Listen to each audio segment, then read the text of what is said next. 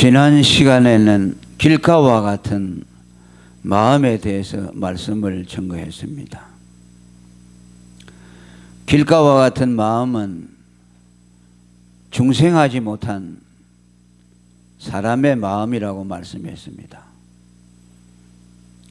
그렇기 때문에 그 중생하지 못한 길가와 같은 마음은 흙이 없기 때문에 그리스도의 복음이 그 마음에 떨어져도 뿌리를 내리고 열매를 맺지 못하고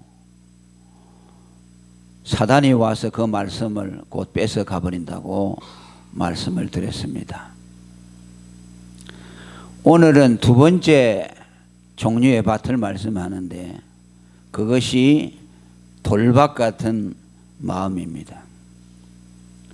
이 돌밭 같은 마음은 길가와 같은 땅과는 좀 다릅니다. 길가와 같은 땅은 전혀 흙이 없지만 여기는 얇은 흙이 돌 위에 덮여 있기 때문에 길가와 같은 마음보다는 낫다고 할 수가 있습니다. 씨가 떨어지면은 그 밑에 흙이 약간 있기 때문에 거기에서 습기가 올라와서 한동안 씨의 생명을 보존해 주고 한동안 사람의 마음속에 하나님의 말씀의 외적인 역사가 일어납니다. 그러니까 길가와 같은 마음은 듣자 말자 사단이 와서 그 말씀을 뺏어버리지만 이 돌밭 같은 마음은 한시적이지만은 그 마음에 남아서 보존된다는 것이 차이라고 말할 수 있습니다. 이 돌밭 같은 마음 역시 길가와 같은 마음처럼 중생하지 못한 마음이라고 할 수 있습니다. 왜냐하면 흙이 있지만은 굉장히 얇기 때문에 또 그 흙 밑에는 바로 돌이 있기 때문에 씨앗이 뿌리를 내릴 수가 없습니다.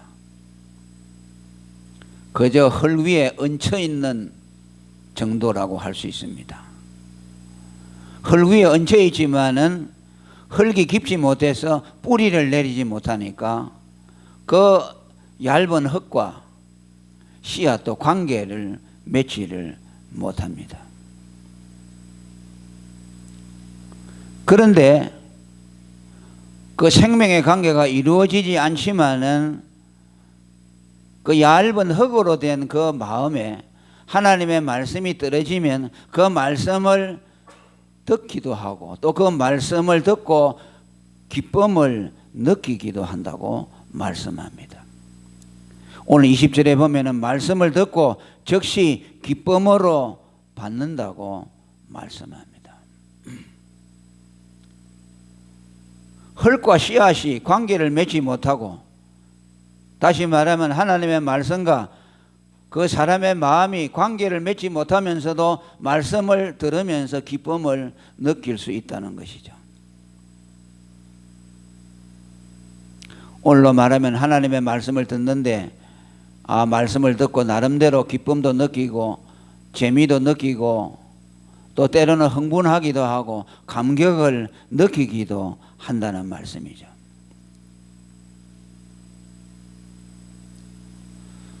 그러나 이것은 거듭난 사람이 하나님의 복음을 듣고 그 영혼 속에 경험되어지는 성령의 기쁨과는 다릅니다. 그걸 꼭 구분 지은다면은 그저 마음의 기쁨, 감정적인 기쁨이라고 또 아니면 보편적인 종교적인 감성이라고 말할 수가 있습니다. 예수 믿는 사람이 거듭나서 하나님의 복음을 들으면서 느끼는 기쁨이라는 것은 천국의 기쁨이라고 말합니다. 그것은 일반 종교인들이 가지는 기쁨이나 보편적인 감성의 하나의 느낌이 아니라는 것입니다. 말씀과 직접적인 관계를 맺지 못하지만 말씀과 접촉을 하면서 외적인 말씀의 감동을 받는다는 거죠. 좀 어려운 말이 될 수가 있습니다. 말씀과 내 마음이 직접 관계를 맺지 못하는데도 그 말씀이 내 마음에 떨어질 때에 내 마음속에서 기쁨을 느낄 수 있다는 거예요. 이런 사람들이 있죠. 교회 다니면서 말씀을 듣고 은혜도 받는다 하고 기쁨도 느끼는데 그것은 그저 그것으로 끝나는 것이죠. 그 안에 생명의 관계를 이루어내지 못해요. 거듭난 영혼이 그 복음을 듣고 생명 속에서 경험되어지는 기쁨과는 다르다는 것입니다. 오늘 이런 사람들이 많습니다.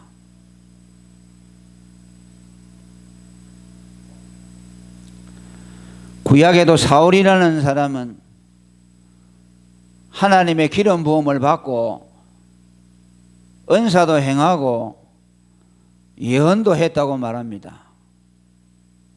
그런데 그는 하나님과 관계가 없는 사람이었습니다. 가룟 유다는 예수님의 12제자 가운데 하나였습니다. 충성스럽게 예수님을 따라다니면서 복음을 전하고 또 가장 중요한 헌금을 관리하는 관리자의 책임을 맡았습니다마는 그는 일시적으로 그 일을 하다가 중단하고 나중에 예수를 배반하고 예수를 팔아먹어 버렸습니다.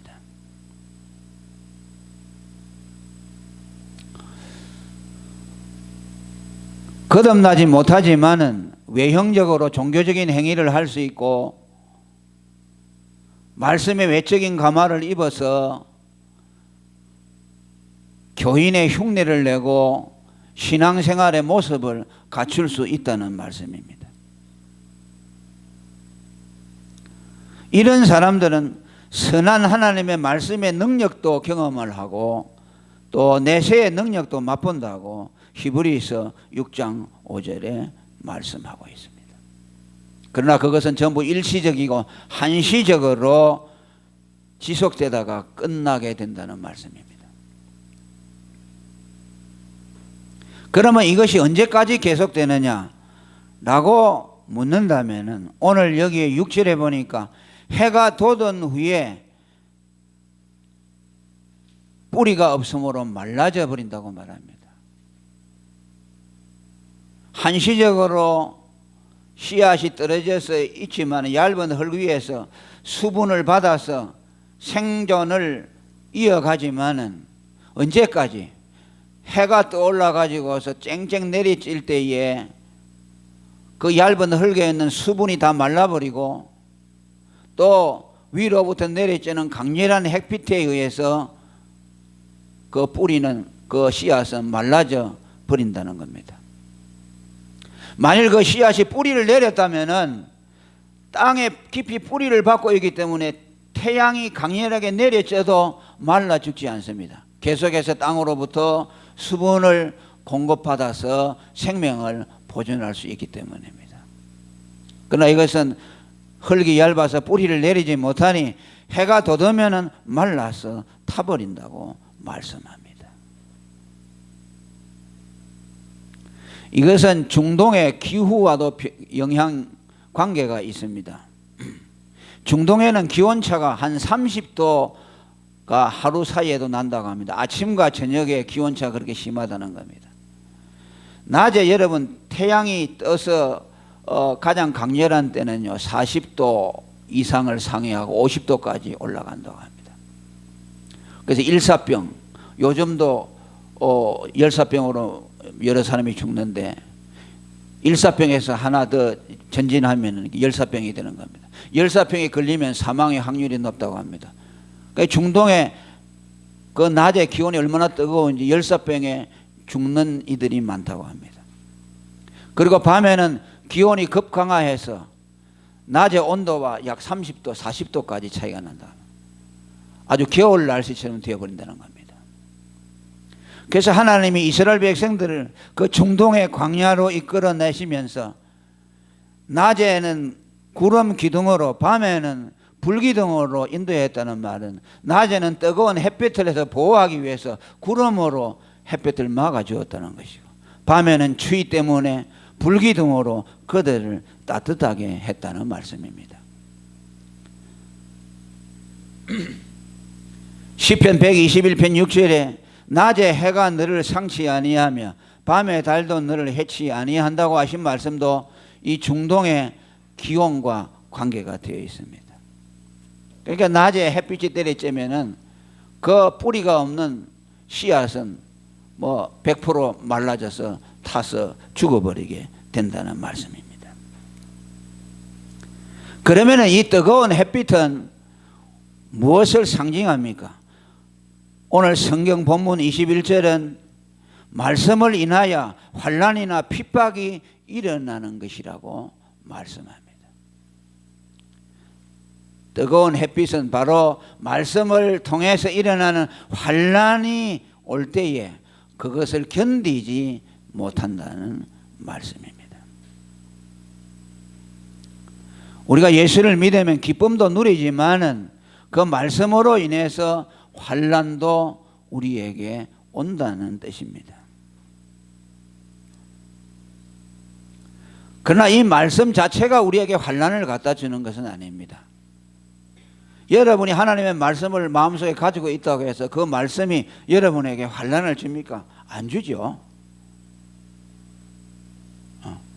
여러분들이 성경의 말씀을 외우고 있고 여러분들의 마음속에 하나님의 말씀을 품고 있다고 해서 그 말씀이 여러분들에게 환난을 갖다 주지 않습니다. 말씀이 환난을 갖다 준다는 말씀은 무엇이냐? 그 말씀을 내가 믿고 그 말씀을 순종하려고 할 때에 내게 닥쳐오는 어려움들을 말씀하는 겁니다. 말씀을 듣되 순종하지 아니하고 그 말씀에 대해서 우리가 아무런 관심도 갖지 않는다면 우리에게 아무런 환난도 일어나지 않습니다. 하나님의 말씀이 내 안에서 감동하시고 그 말씀이 나를 이끌어 인도할 때에 그 말씀을 쫓아가려고 애를 쓰고 생명의 좁은 길을 가려고 애를 쓸 때에 거기에는 반드시 어려움이 닥쳐온다는 말씀입니다. 길가와 이 돌짝밭과 같은 마음을 가진 사람은 바로 이 말씀을 듣고 기뻐하기는 하지만 말씀을 쫓아 살려고 하는 마음이 없고 그 말씀을 쫓아갈 때 따라오는 환난 같은 것에 대해서는 거부하는 마음을 말씀합니다. 주님의 말씀을 쫓아감으로 고난을 받겠다는 마음이 없습니다. 예수를 믿고 그저 기쁨을 누리는 것으로 끝나려고 하는 마음을 가진 사람들, 말씀을 쫓아갈 때에 고난이 오는 것을 거부하고 거기에 참여하지 아니하려고 하는 사람들, 이런 사람들을 돌짝밭 같은 마음이라고 하는 겁니다. 지금도 여러분 북한에서는 어떤 사람이 성경을 가지고 있다가 발견되잖아요. 그럼 무조건 사형입니다. 며칠 전에도 그 기독교 신문에 났어요. 그만큼 김정은이가 악독하죠. 예배 드리다가 걸리면 무조건 감옥 가고 사형받기도 하고, 성경을 소지하고 있다가 걸리면 사형받는다고 합니다. 지금도 수만 명이 감옥에 갇혀 있다. 예수 믿는다는 이유 때문에 감옥에 갇혀 있습니다. 왜 그 사람들이 고난을 그렇게 당합니까? 하나님의 말씀을 내가 읽어야 되겠다. 하나님의 말씀이 생명과 같이 여겨지고 예배를 드리는 것이 생명과 같은 일이고 하나님이 기뻐하시다는 것을 알기 때문에 그 말씀대로 진리의 길을 쫓아가려고 하니까 고난이 오는 거죠. 그들이 예수 믿는다고 예배 드리면 감옥 간다. 예수 안 믿는다고 안 해야겠다. 예배 안 드리면 되지 뭐. 그러죠? 그러면 고난은 없어요. 또 성경 가지고 다니다 잡히면 사형받으니까 성경 없애버리면 되지. 그러면요, 그 사람에게는 고난이 없습니다. 편안하게 신앙생활을 할 수 있어요. 오늘 이런 교인들이 대부분이죠.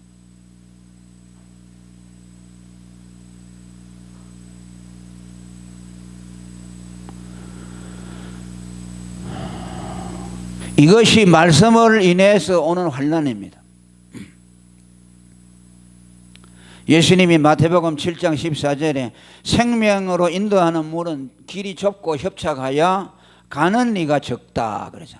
이 길이 협착하고 좁다는 말은 고난스럽다는 뜻입니다. 예수님의 복음을 믿고 그 복음의 진리를 따라가는 사람들은 거기에 고통이 온다는 말씀이죠. 고난이 따라온다는 말씀입니다.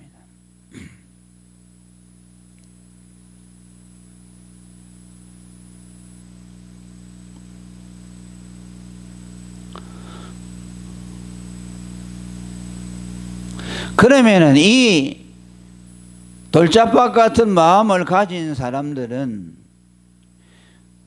왜 환난을 이겨내지 못하는가? 말씀으로 인해서 환난이 올 때에 환난을 갖다 주는 그 말씀을 왜 거부하느냐 하는 것을 오늘 성경이 말해 주는데, 그것은 왜입니까? 근본적으로 말하면 거듭나지 못함인데, 거듭나지 못한 사람의 속성은 어떤 것이냐? 얇은 흙이 덮여 있고 그 아래 돌이 숨어 있기 때문에 그래요. 그러니까 얇은 돌, 그거 가지고 신앙생활을 하는 거. 얇은 흙이 있죠. 돌 위에 약간 흩어져 있는 거. 생명의 역사가 없이 하나님 말씀에 외적인 감화만 있고 신앙생활을 하고 교인의 흉내를 내죠. 그러니까 그 얇은 흙으로 신앙생활을 하는 것이요. 그러니까 뿌리를 내릴 수 없어요. 그 밑에 뭐냐? 돌이 있기 때문에. 그게 돌밭 같은 마음이라. 그 돌이라는 걸 뭘 말하냐? 그것은 완고한 마음을 말합니다. 바위와 같이 완고하고 고집스러운 마음을 말합니다. 더 쉽게 말하자면 자기 중심적인 완고한 마음이 그 속에 돌과 같이 딱 자리 잡고 있어서 고난을 갖다 주고 환난을 갖다 주는 그 말씀이 떨어질 때 그것을 밀어낸다. 거부하는 것이죠. 그걸 받아들일 수가 없어요. 쉽게 말하면 내가 왜 예수 믿는다고 고난을 받아야 하노? 예수 믿는 것이 복 받으려고 예수 믿는 것이고 내가 잘 되려고 예수 믿는데 예수 믿는다고 왜 고난을 받아? 그건 어리석은 짓이야 라고 하죠. 그러니까 예수 믿는 주체가 거듭나지 못하기 때문에 잘 아는 견고한 돌이 이 안에서 도사리고 있기 때문에 자기에게 손해가 주는 하나님의 말씀이 떨어지면 거기에 대해서 본능적으로 거부 반응을 일으키게 되죠. 그래서 환난을 주는 말씀을 거부합니다. 기쁨을 주는 말은 받아들여요.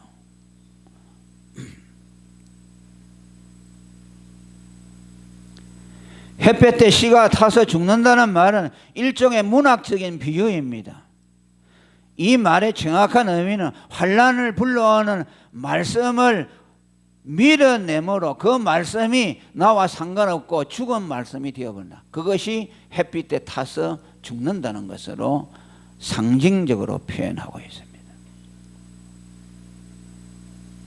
이런 분들은 신앙이 철저히 자기 본위주입니다. 자기 중심적이고 자기 행복을 위해서 예수를 믿는 사람들입니다.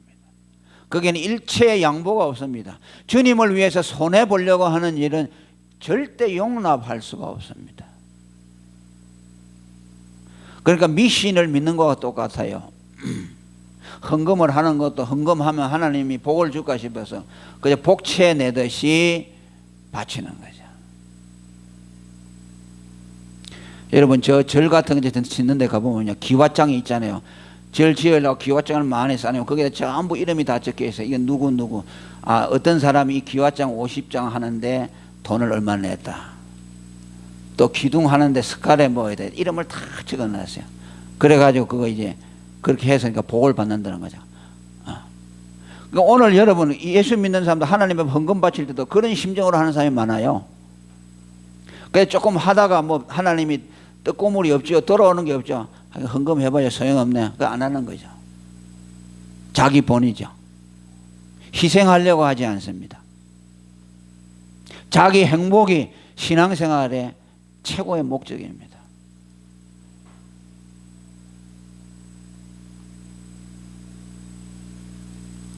그런데 중생한 사람의 마음은 흙이 많다고 그랬죠. 그죠? 옥토는 돌이 없고 전부 처음부터 끝까지 다 흙으로 되어 있어요. 그러니까 거기는 씨를 딱 뿌리면은 뿌리가 바로 내리는 거죠. 그리고 거기는 무슨 식물을 뿌리든지 여러분 썩은 그름을 갖다 부어도요, 그 흙이 전부 토양분으로 만듭니다. 영양분으로 만들어요. 분뇨도 갖다가 붓죠.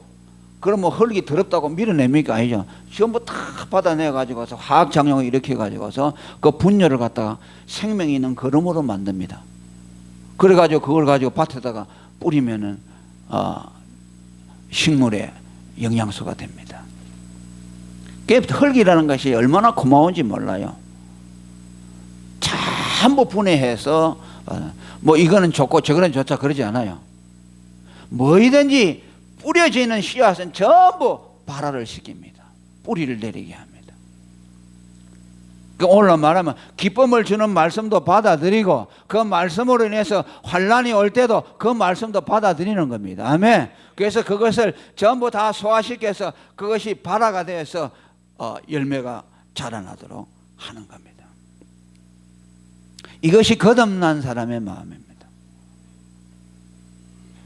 그래서 여러분, 하나님이 우리를 거듭나게 할 때 어떻게 하는가 하니까 돌짝박 같은 우리 안에 돌을 갖다가 전부 깨트려 가지고서 굳은 마음을 제하여 버리고 부드러운 마음을 준다고 그랬어요. 할렐루야. 그 부드러운 마음이 들어오는 거예요. 그러면 하나님의 말씀이면 그걸 다 품어요. 기쁨을 주는 말씀도 품고 또 그 말씀 때문에 손해가 오는 말씀도 내가 이 말씀을 그래도 품어야지. 하나님의 말씀이니까 품어요. 그래서 거기에서 전부 말씀이 뿌리를 내리도록 하는 겁니다. 신명기 30장 6절에 보면 하나님이 계명을 주죠. 마음과 목숨과 뜻을 다해 주 너의 하나님을 사랑하라고 합니다. 그런데 거기 그 말씀을 누가 순종할 수 있습니까? 못하지요. 누가 마음과 뜻과 목숨을 다해 하나님을 사랑할 수 있어요? 자기 목숨이 최고인데 자기 목숨까지 바쳐서 하나님을 사랑합니까? 그런데 거기 전제가 있어요. 뭐라 그랬어요? 마음의 할례를 먼저 받으라고 말합니다. 굳은 마음이 있어야죠. 인간은 자기 중심적이기 때문에 돌과 같이 완고한 그 고집스러운 마음이 있어서는 하나님을 사랑할 수 없어요. 자기를 희생할 수 없어요. 그러니까 하나님이 그 백성들을 하여금 하나님을 무조건적으로 사랑하도록 하기 위해서 먼저 그 마음의 돌을 갖다가 다 뽑아내고 부드럽고 온유한 마음을 우리 마음속에 부어줘요. 그래서 손해가 나더라도 고통스러워도 하나님 말씀을 믿고 그 말씀을 자기가 다 품으려고 하는 거예요. 이것을 중생한 마음이라고 말합니다.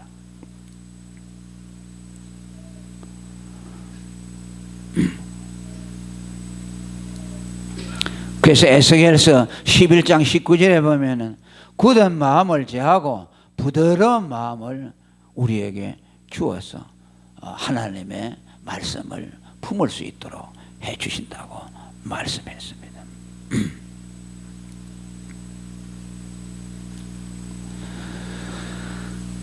그래서 오늘 우리가 이 말씀으로 인해서 두 가지가 온다고 그랬죠.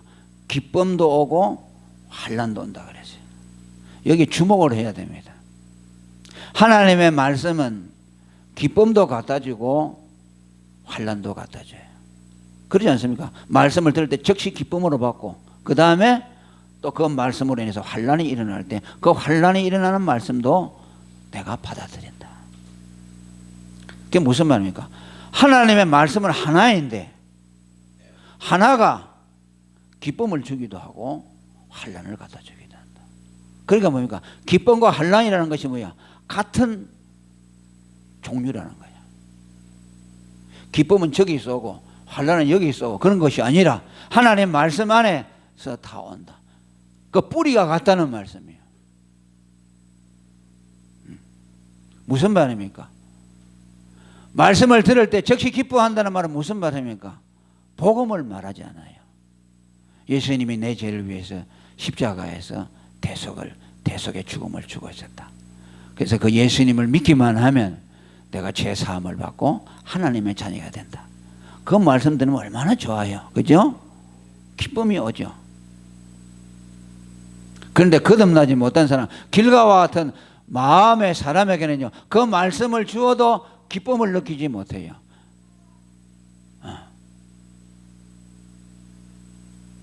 그냥 지금 무슨 소리냐 하고, 그러면 이게 무슨 소리야? 하나님이 나를 위해 자기 목숨을 버렸다. 무슨 소리야? 할 때 와서 그만 마귀가 와서 그 말씀을 싹 뺏어가 버리네. 깨달을 수가 없죠.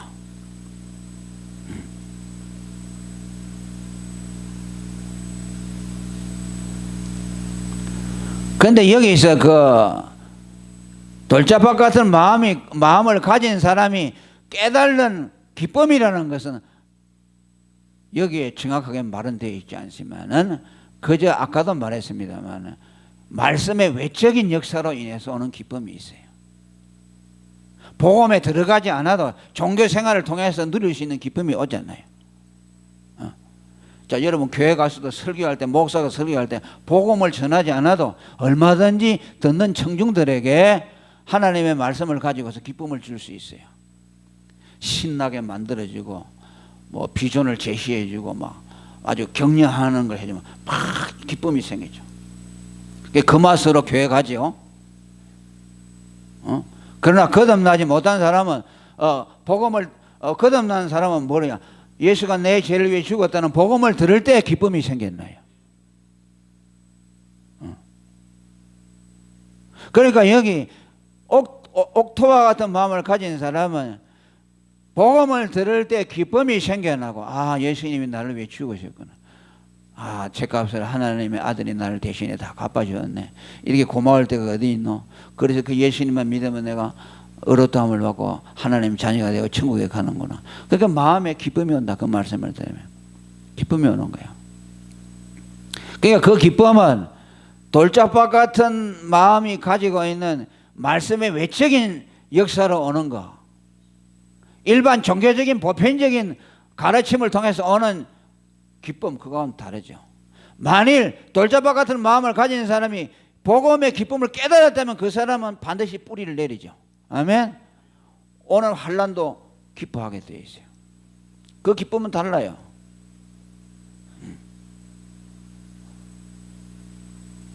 그럼 이 환난은 뭘 말합니까? 환난은 복음을 듣고 그 복음이 너무나 좋고 기쁘다 그 말이야. 그러니까 이 복음을 내가 받아서 구원을 받고 내가 너무 행복하고 좋으니까 이 복음을 다른 사람들에게도 전해줘야 되겠다. 그래서 복음을 가지고 복음을 전하면서 그 복음의 기쁨을 다른 사람들도 누리게 하기 위해서 복음의 전도자가 될 때에 거기에서 오는 환난을 말씀하는 것이요. 예수 믿는 사람이 당하는 환난은요, 이거밖에 없어요. 무릇 경건하게 살고자 하는 사람은 핍박을 받는다. 그거 뭐 술 안 먹고 담배 안 피우고 싸움박질 안 하고 조신하게 살면은 핍박을 받는다. 그 뜻이 아니요.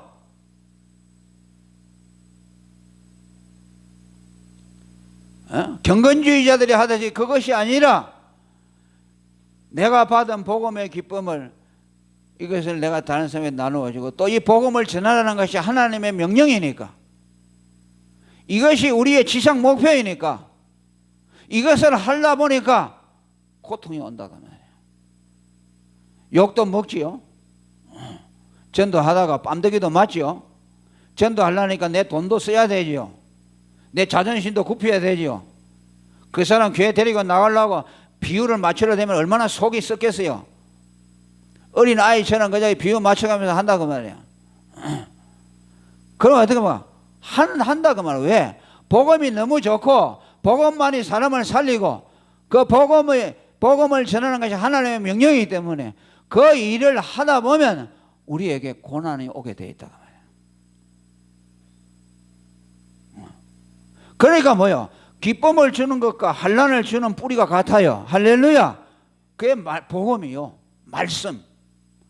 복음을 들을 때에 구원의 기쁨이 오고 또 그 복음을 다른 사람을 위해서 전하고 복음 전도자의 삶을 살려고 하니까 거기에서 오늘 환란이 온다고 말이에요. 뿌리가 같다고 말이에요. 하나라 그 말이에요.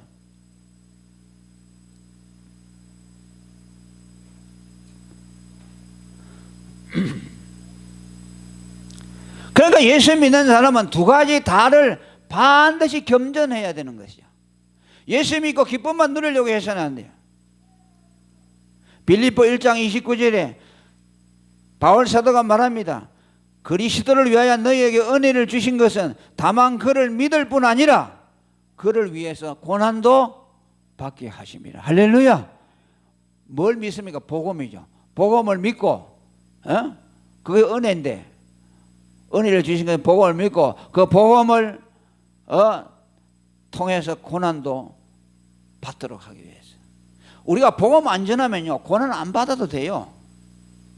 지금은 여러분 공산치해가 아니기 때문에 신앙생활을 한다고 누가 뭐 감옥에 잡아 넣습니까? 북한도 아니잖아요. 그러면 오늘 예수 믿는 사람들이 대한민국에서 주님 위해서 고난 당할 일은 하나밖에 없어요. 복음 전하는 일이요. 복음 전하면서 고난을 안 받으면요 고난 받을 길이 없어요.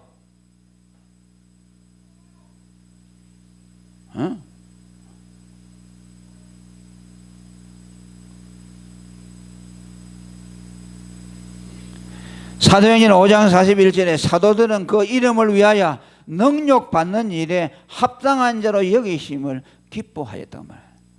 능력은 뭐야? 복음을 위해서 능력이다. 그리고 또 복음을 전하면서 환난을 당하는데 그 환난을 당할 때 또 기쁨이 오는 겁니다. 아멘. 왔다 갔다 하죠. 순환이죠. 복음을 들으니까 좋아서 이걸 내가 다른 사람에 전해줘야겠다. 전하다 보니까 고난해야죠. 그럼 그 복음을 전하면서 고난이 오면은 그 고난으로 끝나잖아요. 내가 예수님 위해서 복음 전하면서 고난을 받네 하면 그 안에서 또 기쁨이 생겨나는 것이죠.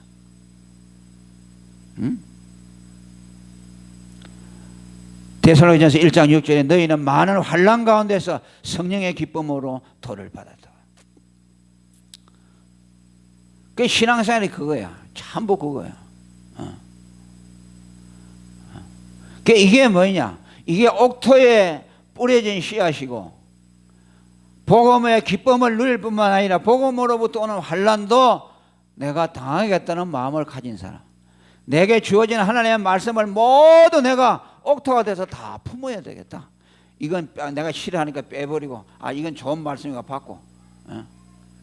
자, 여러분 그잖아요. 제가 설교할 때요. 여러분들 표정 보면 알아요. 복음을 전하면서 예수님 우리 죄를 위해서 고맙다면 그 얼굴이 확 펴져요. 그런데 이렇게 해야 됩니다. 그러면요. 그럼 얼굴이 탁 표정이 바뀌어요.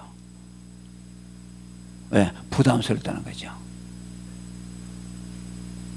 신앙생활은 그렇게 해서는 안 돼요. 여러분 고난을 받으시기 바랍니다.